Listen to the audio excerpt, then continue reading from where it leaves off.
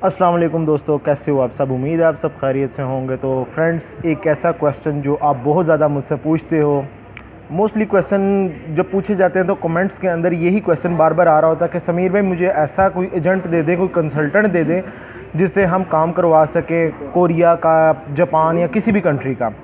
तो मैं आपको हमेशा कहता हूँ कि अपनी फ़ाइल ख़ुद रेडी करो, लेकिन हर बंदा अब नहीं तैयार कर सकता। तो किस एजेंट पे या किस कंसल्टेंट के ऊपर आप बिलीव कर सकते हो, मैंने कुछ पॉइंट्स लिखे हैं, उस पॉइंट्स पे अमल करते हुए कोई भी आप कंसल्टेंट देख लो, उससे अपना फ़ाइल तैयार करवाओ। तो मैं शुरू करता हूँ, लेकिन उससे पहले बता दूँ मेरा इंस्टाग्राम आईडी समीर व्लॉग 028 के नाम से है। डिस्क्रिप्शन में भी आपको मेरा आईडी मिल जाएगा। अच्छा, किस कंसल्टेंट या एजेंट से आपने काम करवाना है। एजेंट और कंसल्टेंट का कंपैरिजन मैंने आपको पहले बताया था। कंसल्टेंट जो है उससे आपने काम करवाना है, ना कि एजेंट से। कुछ नाम नेहाद कंसल्टेंट जो आजकल एजेंटी का काम कर रहे हैं, उनसे भी आपने बचना है। सबसे पहले जब आपने जाना है उनके पास, तो उनसे ओरिजिनल नाम आपको पता होना चाहिए। उस बंदे का ओरिजिनल नाम क्या। कहीं ऐसा तो नहीं है कि यार उसका ओरिजिनल नाम कुछ और है, जो आपको शो करवाया जा रहा है, मार्केट के अंदर बैठा हुआ है वो कुछ और है। लाइक मी, अभी मेरा नाम समीर है, तो आप सब मुझे समीर के नाम से जानते हो। ऐसा तो नहीं कि मेरा जो आपको ज़ाहरी तौर पर शो करवा रहा हूँ वो मेरा नाम समीर है, और बैक एंड पे जो मेरी कंपनी रजिस्टर्ड है या जिस नाम से चल रहा हूँ, जो मेरा ओरिजिनल है वो कुछ और है। ठीक है, आप उससे उसका आईडी भी पूछ सकते हो। इस मामले में वो आपको कहेगा कि भाई आपका कौन सा राइट है। यही चीज़ आपने उनसे उल्टा सवाल कर देना, आपका क्या राइट है। जब हम अपनी फ़ीस दे रहे हैं, अपना पासपोर्ट, सारे डॉक्यूमेंट्स आपको देने हैं, तो हमारा भी राइट बनता है कि आपसे कोई इन रिटर्न पूछा जाए कि आप कौन हो। ठीक है। अच्छा, अब मैं बता रहा हूँ कि जो बंदा आपसे ये बात कर रहा है कि भाई आपको मैं जापान भेज दूंगा, तुर्की भेज दूंगा, इंग्लैंड भेज दूंगा, कनाडा, कहीं पे भी भेज दूंगा, न्यूजीलैंड भेज दूंगा, पहले आप उससे ख़ुद पूछो कि ख़ुद कहाँ पे गया होगा। ज़ुबानी कलामी काम नहीं चलेगा, उसको को पासपोर्ट दिखाओ और उसके ऊपर वीज़ा लगे होने चाहिए। ठीक है, उसके वीज़ास देखो। और पिक्चर्स तो एडिटिंग हो जाती है पिक्चर की, मैं कितनी पिक्चर्स एडिट करके आपको दिखा दूं, पिक्चर की कोई बात नहीं है। आप पासपोर्ट पकड़ो, उसके वीज़ास देखो। भाई आप उससे काम करवाने जा रहे हो, आपने हर चीज़ उसको आपको प्रोवाइड करनी है, आपने फ़ीस देनी है। आपने, मुझे पता है कि लोग अपने घरों का जेवर बेच के जो है बाहर जाने के लिए लोगों को पैसे देते हैं और फ्रॉड हो जाता है आगे। आप उनसे अपना वीज़ा पूछ सकते हो, उनका पासपोर्ट ले सकते हो, ले नहीं सकते हो, बस देख सकते हो कौन कौन से वीज़ास गए आपने खुद हासिल किए हैं। आप मुझे जापान भेज रहे हो, अगर आज मैं जापान के ऊपर बात कर रहा हूँ इसीलिए कह रहा हूँ कि मैं खुद होके आऊँ, मैंने डॉक्यूमेंटेशन तैयार की है। ठीक है, तो आप उनसे ये चीज़ पूछें। नंबर 3 के ऊपर उनसे सक्सेस स्टोरीज़, जब किसी के पास आप जाते हैं वो अपनी सक्सेस स्टोरीज़ बहुत ज़्यादा बताता है कि भाई मैंने ऐसे काम करवा दिए, मैंने लोगों को कनाडा भेज दिया, अमेरिका, ऑस्ट्रेलिया, कहीं पे भी भेज दिया। तो ये तो वो हर कोई बताएगा। अपनी जो है अनसक्सेस स्टोरीज़, जो अपनी नाकामियाँ हैं, वो कोई नहीं बताता। ठीक है, आप उनसे उनकी नाकामियाँ पूछें कि आपने किन किन बंदों के काम करवाए और कितने % आपके काम हुए।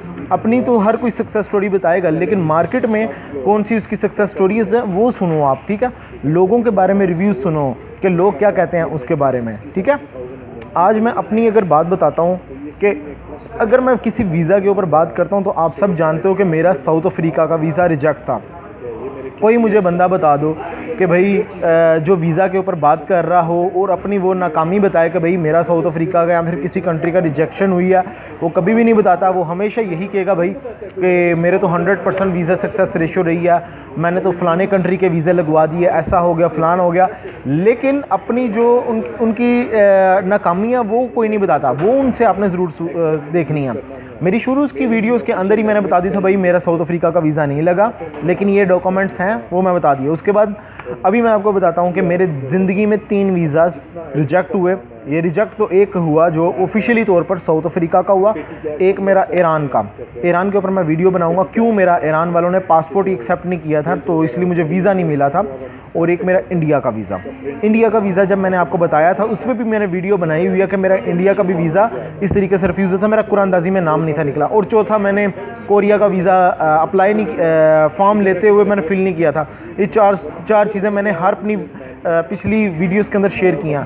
इसी तरह जब आप किसी कंसल्टेंट या एजेंट से बात करने जा रहे हो, उससे काम करवाने जा रहे हो, आपको उसकी हिस्ट्री के बारे में मालूम होना चाहिए कि भाई वो खुद है क्या, वो करता क्या, और उसके कितने वीज़ा रिजेक्ट हुए और कितने लगे, और उसके कितने बंदों के लगवा के दिए और कितनी की रिजेक्शन हुई। रिजेक्शन का भी पता होना लाजिम है आपका। अब एक और चीज़, कोई बंदा वीडियो बना के फेसबुक के ऊपर कहीं के ऊपर भी अपने बारे में बता रहा है कि भाई मैंने ये मेरी सक्सेस स्टोरीज़ हैं, लेकिन उसके जो कमेंट्स पढ़ो आप, ठीक है, कमेंट्स के अंदर अगर उस बंदे के सारे गुड कमेंट्स हैं तो बंदा वो झूठ है, फ्रॉड है।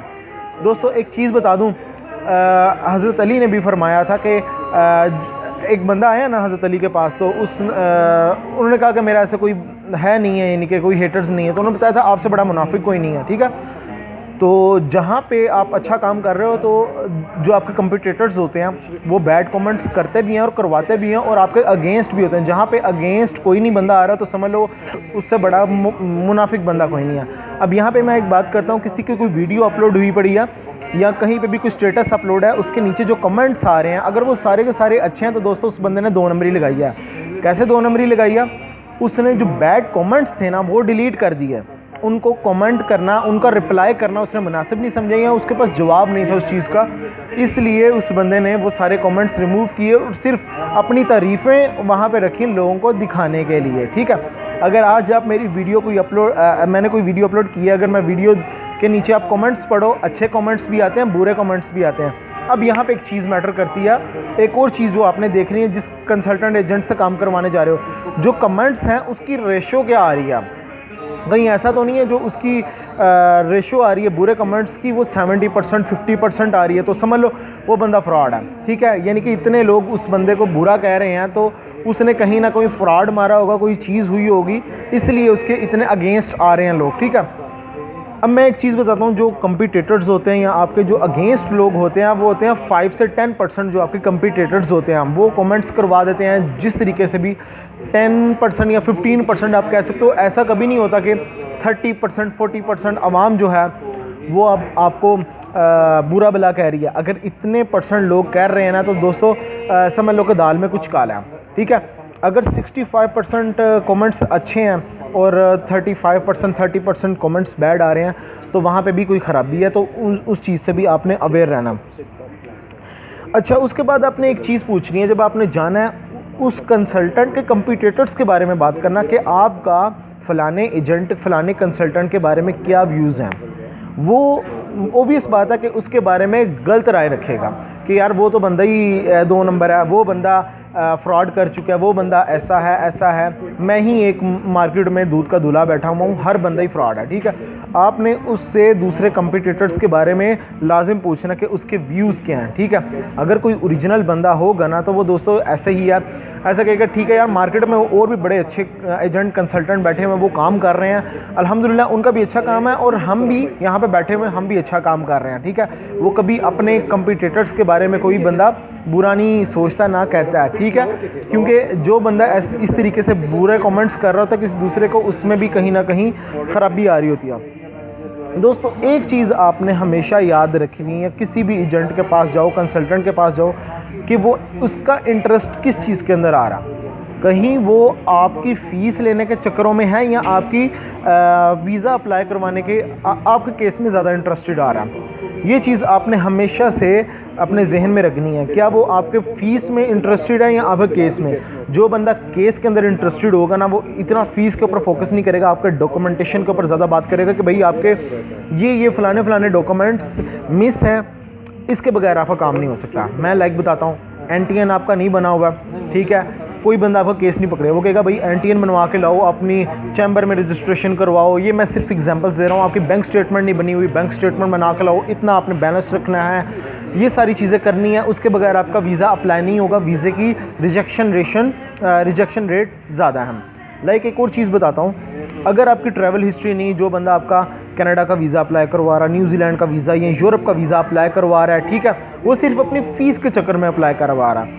कभी आपको ऐसा सुनने को नहीं मिलेगा कि भाई आपका केस हम नहीं पकड़ सकते हैं क्योंकि आपके वीज़े की रेशो बहुत अच्छी नहीं है, आपके वीज़े की रिजेक्शन रेट ज़्यादा है, लिहाजा आपको भी थोड़ा टाइम लेना चाहिए, आपको ट्रैवल हिस्ट्री बनानी चाहिए, आपको फ़लाने मुल्क में जाना चाहिए, मलेशिया वगैरह चले जाओ, टर्की वगैरह चले जाओ, इस कंट्रीज़ के में चले जाओ, आप ट्रैवल हिस्ट्री बना लो। ये बंदा आपको कोई भी बंदा जो आपको इस तरह के मशवरे नहीं देगा, उसने अपनी सिर्फ फ़ीस लेनी है। फ़ीस लेने के चक्कर में वो जस्ट आपसे कहेगा भाई आपका मैं केस अप्लाई करवा दूंगा, आपका वीज़े की रेशो बड़ी अच्छी है, हालांकि हिस्ट्री आपकी हो ही नहीं, आप कभी लाहौर तक ना आए हुए हो और आपको कनाडा जाने के ख्वाब दिखा रहा हो, न्यूजीलैंड जाने के, ऑस्ट्रेलिया जाने के, जापान जाने के। जापान भी बहुत लोग करते हैं।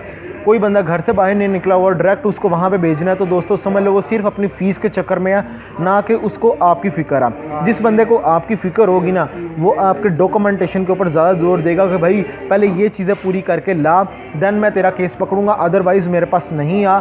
उसके अलावा मेरे पास क्या, किसी के पास भी नहीं जा, किसी के पास भी नहीं जाए, ये डॉक्यूमेंट्स अपने पूरे कर लो। ये डॉक्यूमेंट्स पूरे करने के बाद आओ मैं आपका केस लेने के लिए रेडी हूँ।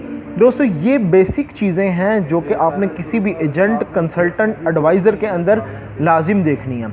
अगर ये चीज़ें उसके अंदर नहीं है तो सोच लो दोस्तों कि वो आपके साथ फ्रॉड होने वाला है, आपकी फ़ीस खाने के चक्करों में है। आपकी फ़ीस लेके आपका वीज़ा अप्लाई करवाएंगे, लगे ना लगे उनकी कोई सरदर्द नहीं है। उनसे डज़न मैटर कि भाई आप भाड़ में जाओ, कुछ भी हो जाए, उनको इस चीज़ से कोई लेना देना नहीं है, उनको अपनी फ़ीस से लेना देना। ये मैं सिर्फ आप लोगों को कह रहा हूँ कि आपके बहुत ज़्यादा कमेंट्स आते हैं। मुझे कितने लोग कमेंट करते हैं कि भाई समीर भाई हमारा केस पकड़ ले, हमारा, आपकी फ़ीस कितनी है। आप में से इतने भाई मुझे मोहब्बत करने वाले आप लोग मुझे मिले हुए हो, ये आपके प्यार का शुक्रिया कि आप मुझे बार बार कमेंट्स करके बताते हो, कहते हो। तो दोस्तों मैं हमेशा ही कहता हूँ कि भाई मैं ना तो एजेंट हूँ, ना कोई कंसल्टेंट हूँ, ना कोई एडवाइज़र हूँ। मैं सिर्फ आपकी हेल्प करने के लिए वीडियोस वगैरह बनाता हूँ और इंशाल्लाह आगे भी बनाऊँगा। ये एक छोटी सी चीज़ है जो आप देखो और किसी एजेंट के अंदर या किसी कंसल्टेंट के अंदर अप्लाई करने में से लाजिम देखना, ठीक है। इंशाल्लाह किसी नेक्स्ट वीडियो में बात करूँगा। अगर कोई क्वेश्चन, कोई क्यूरी मेरे से छूट गई होगी ना, तो आप कमेंट कर सकते हो, मैं किसी नेक्स्ट वीडियो के अंदर बता दूँगा, ठीक है। अपना ख्याल रखें। मेरा इंस्टाग्राम ID समीर व्लॉग्स 028 के नाम से है, फॉलो कर सकते हो आप। टेक केयर, अल्लाह हाफिज़।